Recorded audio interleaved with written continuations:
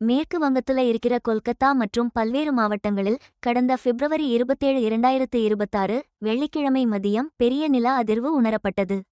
தென்மேற்கு வங்கதேசத்தை மையமாக கொண்டு ஏற்பட்ட இந்த நிலநடுக்கம் ரிக்டர் அளவுகோலில் 5.5 ஆக பதிவாகியிருந்தது. தேசிய புவியியல் ஆய்வு மையம் NCS வெளியிட்ட தகவலின்படி 10 கிலோமீட்டர் ஆழத்தில் உள்ளூர் நேரப்படி மதியம் நள்ளிரவு 1:22 மணியளவில் இந்த நிலநடுக்கம் ஏற்பட்டது. இது மக்களிடையே ஒரு பெரிய பதட்டத்தை ஏற்படுத்தியது. பாதுகாப்பு நடவடிக்கைக்காக நிறைய பேர் அவசரமா அவங்கவங்க அலுவலகங்கள் மற்றும் பள்ளிக்கூடங்கள்ல இருந்து வெளியேறிட்டாங்க. கொல்கத்தாவுல இந்த நிலநடுக்கம் பெரிய சேதத்தையோ உயிரிழப்பையோ உடனே ஏற்படுத்தலைன்னாலும் இந்த பகுதி நிலநடுக்கத்துக்கு எவ்வளவு பாதிக்கப்படக்கூடியதுன்னு தெளிவா காட்டுது. சுமார் 10 வினாடிகளுக்கு நல்லாவே இந்த நில அதிர்வு உணரப்பட்டது. மக்கள் எல்லாம் திறந்தவெளியை நோக்கி வேகமா ஓடி வந்ததால ஒரு பெரிய பதட்டமான சூழல் அங்க உருவாகிச்சு. இந்த சம்பவம் நடந்ததுமே பேரிடர் மேலாண்மை அதிகாரிகள் உடனே களத்துல இறங்கினாங்க. அவங்க நிலநடுக்கத்தை உறுதிப்படுத்திட்டு பரவலா இந்த குலுங்கல் உணரப்பட்ட நிலையிலையும் மக்கள் அமைதியா இருக்கணும்னு கேட்டுக்கிட்டாங்க. ஆரம்பத்துல வந்த தகவல்படி பார்த்தா நிலநடுக்கத்தோட அளவும் அது மையம் கொண்ட இடமும் கொஞ்சம் மாறுபட்டு இருந்துச்சு. அமெரிக்க புவியியல் ஆய்வு மையமான USGS இந்த நிலநடுக்கத்தோட அளவை 5.3 ரிக்டர்னு பதிவு செஞ்சிருக்காங்க. இதோட மையம் மேற்கு வங்காளத்துல இருக்கிற டாகி நகருக்கு தென்கிழக்கே 26 கிலோமீட்டர் தூரத்துல இருந்துச்சுன்னும் சொல்லியிருக்காங்க.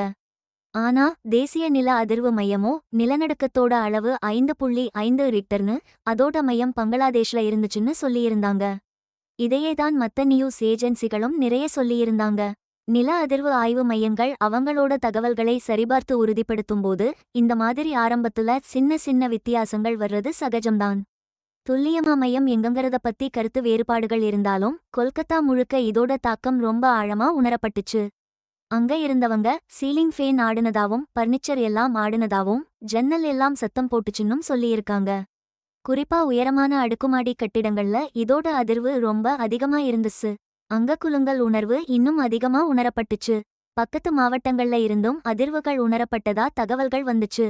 இது நிலநடுக்கத்தோட அதிர்வுகள் பரவலா பல இடங்கள்ல பரவி இருந்துச்சுங்கிறத காட்டுது. இந்த சம்பவம் எல்லாருக்குமே ஒருவித பதட்டத்தையும் சஞ்சலத்தையும் உருவாக்குச்சு. அதோட நிறைய பேர் நான் முதல் முறையா நிலநடுக்கத்தை உணர்ந்தேன்னு அவங்களோட அனுபவங்களை சமூக வலைத்தளங்கள்ல பகிர ஆரம்பிச்சாங்க. கொல்கத்தா இருக்கிற பெங்கால் பேசின் பூகம்ப பாதிப்பு அதிகமா இருக்கிற பகுதிதான். இது இந்தியன் மற்றும் யுரேஷியன் டெக்டோனிக் தகடுகள் மோதினதால ஏற்பட்டிருக்கு. இந்த நகரம் சைஸ்மிக் ஜோன் 3 மற்றும் ஐவிக்கு பக்கத்துல இருக்கிறது. கூடவே இங்க இருக்கிற மிருதுவான வண்டல் மண் இதோட பாதிப்பை இன்னும் அதிகப்படுத்துது. நிபுணர்கள் என்ன சொல்றாங்கன்னா இந்த வண்டல் மண் பூமி அதிர்வுகளை இன்னும் அதிகமாக்கும். அதனால மிதமான பூகம்பங்கள் கூட ரொம்ப சக்தி வாய்ந்ததா அதிக சேதத்தை ஏற்படுத்த வாய்ப்பிருக்குன்னு சொல்றாங்க. இந்த பகுதி ஆக்டிவா இருக்கிற பல டெக்டோனிக் தகடு எல்லைகளுக்கும் அப்புறம் டெர்ஃபார்மேஷன் ஃப்ரண்ட்ஸுக்கும் பக்கத்துல இருக்கு. இதுல இமயமலை இந்தோ பர்மிஸ் ஓரஜெனி பெல்ட்கள் மாதிரியான பகுதிகள் எல்லாம் தீவிர பூகம்ப பாதிப்பு உள்ள இடங்கள். வரலாற்று ரீதியா பார்த்தா இந்த பெங்கால் பேசின்ல நிறைய பயங்கரமான பூகம்பங்கள் வந்திருக்கு. இதுல சில பூகம்பங்கள் 7 அல்லது 8.1க்கும் மேல ரிக்டர் அளவுகோல்ல பதிவாகியிருக்கு. இது இந்த பகுதிக்கு நீண்ட காலமாவே பூகம்ப ஆபத்து இருக்குன்றத காட்டுது. 1897 வந்த ஷில்லாங் பூகம்பம் அப்புறம் 1885 வந்த பெங்கால் பூகம்பம் மாதிரியான சம்பவங்கள் பரவலான திரவமயமாக்கலையும் ரொம்ப பெரிய சேதங்களையும் கொல்கத்தாவுல கூட ஏற்படுத்தியிருக்கு. சமீபத்துல வந்த நிலநடுக்கத்துக்கு பிறகு நபன்னா சட்டசபை வளாகம் உட்பட பல அரசு தலைமைச் செயலகங்கள்ல வேலை செய்யற அரசு ஊழியர்கள் நிலநடுக்கத்துக்கு பிந்தைய அதிர்வுகள் வரலாம்னு பயந்து தற்காலிகமா அவங்க கட்டிடங்களை விட்டு வெளியேறி திறந்தவெளி சாலைகள்ல கூடினாங்க. இதே மாதிரி காட்சிகள் நகரத்தோட சால்ட் லேக்ல இருக்கிற ரெட் ஹப்லையும் பல அடுக்குமாடி குடியிருப்பு வளாகங்கள்லையும் பார்க்க முடிஞ்சது. பெரிய அளவுல பின்னதிர்வுகள் எதுவும் உடனே வரலைனாலும் ஆரம்பத்துல வந்த அதிர்வு கிட்டத்தட்ட 10 வினாடிகள் நீட்டிச்சு. அதை உணர்ந்தவங்க பெரிய தாக்கத்தை ஏற்படுத்துச்சு. மத்திய அமைச்சர் சுகந்த மஜும்தார் கூட ஒரு பொது நிகழ்ச்சியில நிலநடுக்க அதிர்வை உணர்ந்து ஒரு நிமிஷம் நின்னுட்டதை பார்க்க முடிஞ்சது. இது இந்த சம்பவத்தோட திடீர் தன்மையையும் எந்த அளவுக்கு வழக்கமான வாழ்க்கையை பாதிக்கும் என்பதையும் தெளிவா காட்டுச்சு. இந்த வேகமான வெளியேற்ற நடவடிக்கைகள் நிலநடுக்கம் மாதிரி சம்பவங்களை எதிர்கொள்ள பொதுமக்கள்கிட்டையும் நிறுவனங்கள்கிட்டையும் இருக்கிற அதிகமான விழிப்புணர்வையும் தயார் நிலையையும் காட்டுது. சமீப காலத்திலையும் பல வருஷங்களுக்கு முன்னாடியும் நடந்த அனுபவங்கள்தான் இதுக்கு காரணம்.